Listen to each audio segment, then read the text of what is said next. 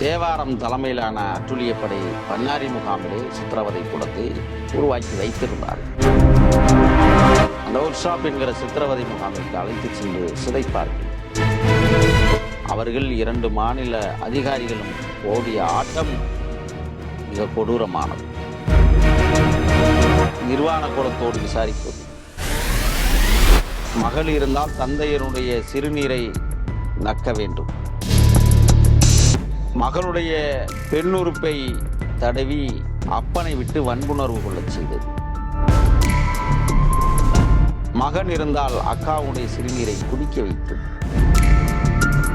கர்ப்பப்பையில் இருந்த சிசுவை வெளியிலே உருவி எடுத்து சுவற்றில் அடித்த கொடுமை, மலமும் சிறுநீரும் கழித்த தண்ணீரை குடிக்க வைத்த கொடுமை, நூற்றுக்கணக்கான தமிழச்சிகளை கற்பழித்தார்,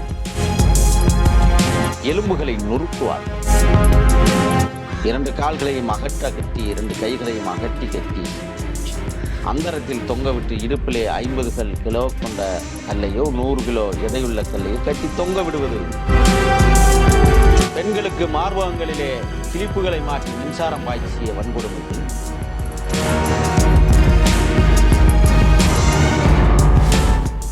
பிறப்புறுப்புலே கிளிப்புகளை மாற்றி வன்கொடுமை செய்த நிகழ்ச்சிகள்.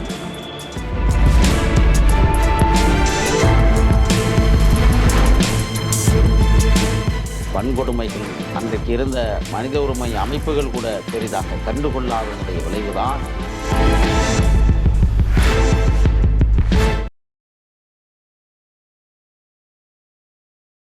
அப்ப இந்த வீரப்பன் தேடுதல் வேட்டையில அங்க இருக்க அந்த பெண்கள்லாம் இருக்காங்கல்ல, பெண்கள் மற்றும் இந்த பழங்குடியினர்கள் நிறையவே சித்திரவதைகள்லாம் பண்ணாங்கன்னு சொல்லுவாங்கல்ல. எந்த மாதிரியான சித்திரவதைகள்லாம் பண்ணாங்க?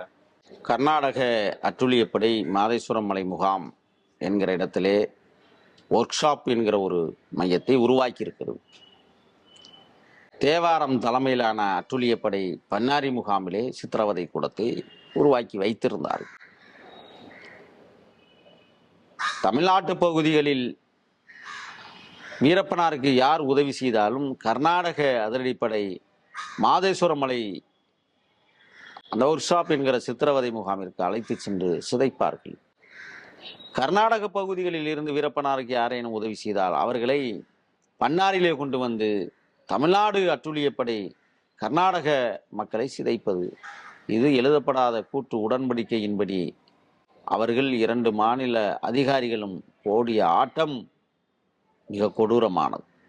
முதலில் விசாரிப்பார்கள். விசாரணை 3 நாட்கள் தூங்க விடாமலேயே மக்களை கொடுமைப்படுத்தி விசாரிப்பது.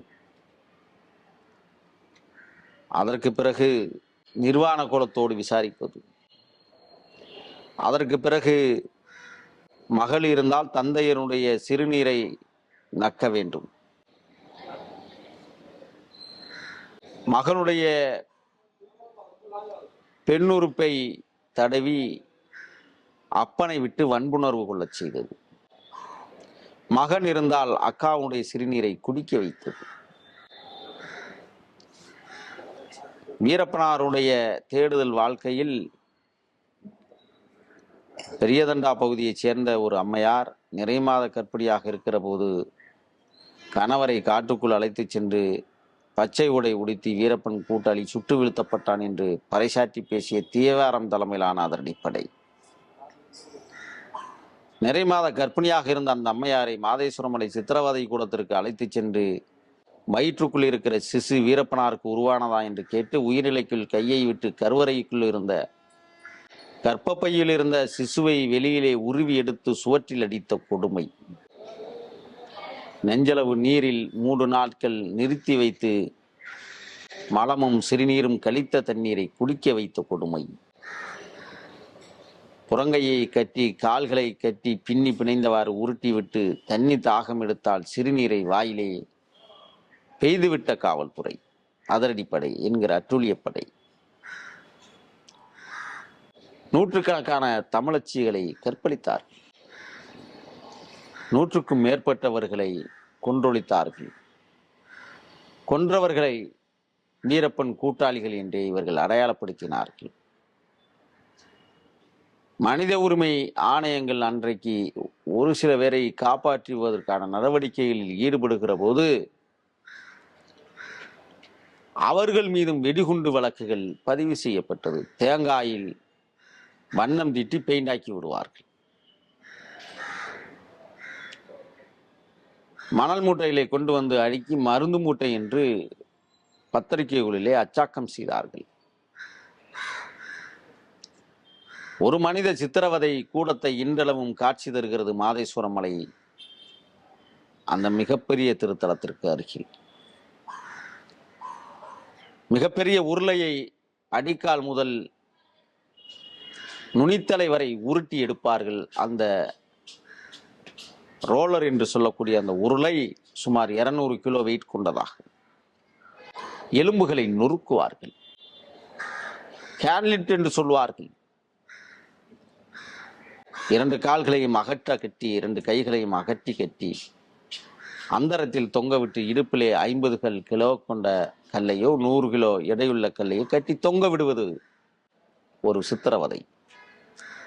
தொப்புள் பகுதிகளில் பிள்ளை பூச்சி என்று சொல்லக்கூடிய நீரோட்டங்களில் வாழ்கிற ஒரு பூச்சி இனம், அதை கொண்டு வந்து ஒரு கொட்டாங்குச்சியில் அந்த புல்லை பூச்சிகளை அடைத்து 2 பக்கமும் பெல்ட் மாட்டி கட்டி விடுவார்கள் தொப்புளுக்கு நேராக. இந்த புல்ல பூச்சிகள் வயிற்றை குடைந்து நொறுக்கும். அதுபோன்ற சொல்ல முடியாத சித்திரவதைகள். மேசையின் மீது 10 விரல்களை அடுக்கி வைத்து குண்டூசி எடுத்து சுத்தியலால் ஓங்கி அடித்து கொடுமைப்படுத்திய நிகழ்வுகள். பெண்களுக்கு மார்பகங்களிலே கிளிப்புகளை மாற்றி மின்சாரம் பாய்ச்சிய வன்கொடுமைகள்.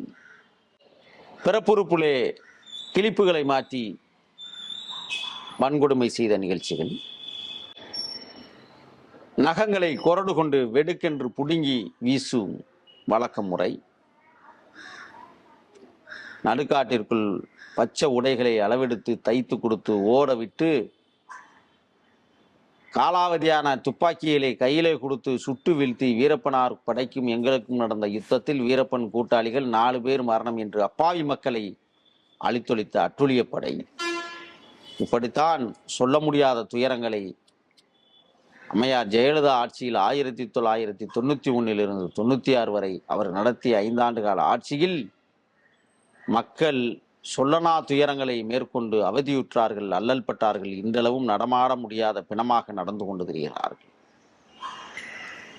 வன்கொடுமைகள் அன்றைக்கு இருந்த மனித உரிமை அமைப்புகள் கூட பெரிதாக கண்டுகொள்ளாததனுடைய விளைவுதான் பாச்சாத்தியில் 18 பெண்களை கற்பழித்த காமக்கொடூர சம்பவங்களும் நம் கண் முன்னால் இன்றும் விரிவடைந்து கிடக்கிறது. இப்ப இந்த மாதிரியான தேடுதல் வேட்டையில வந்து அவங்களுடைய நிலங்கள், அவங்களுடைய வளர்ப்பு பிராணிகள் எல்லாத்தையும் சூறையாடினாங்களாம் மேடம்? இல்ல, ஆடுகளும் மாடுகளும் வெற்றி கொள்ளப்பட்டது. சொத்து பத்திரங்கள் கிழித்தெறிந்தார்கள். சோற்றுக்கே வழியில்லாத மக்களை அடித்து விரட்டினார்கள், அப்புறப்படுத்தினார்கள் கிராமங்களை விட்டு. கூட்டம் கூட்டமாக சென்ற அட்டுழியப்படை நல்ல பெண்களை இழுத்து கொண்டு போய் அலங்காட்டிற்கு வைத்து கற்பழித்து கெடுத்தார்கள். அலங்காட்டு ஓரமாக வாழ்கிற மக்களில் 12 வயது 13 வயதில் பூ பெய்தாலே அடுத்த 6 மாதத்தில் அவர்களுக்கு திருமணம் செய்து கொடுப்பது இன்றளவும் வழக்கமாக இருக்கிறது. காரணம், இந்த பெண்ணை தூக்கி கொண்டு போய் சிதைத்து விடுவது அட்டுழியப்படையுடைய வாடிக்கை.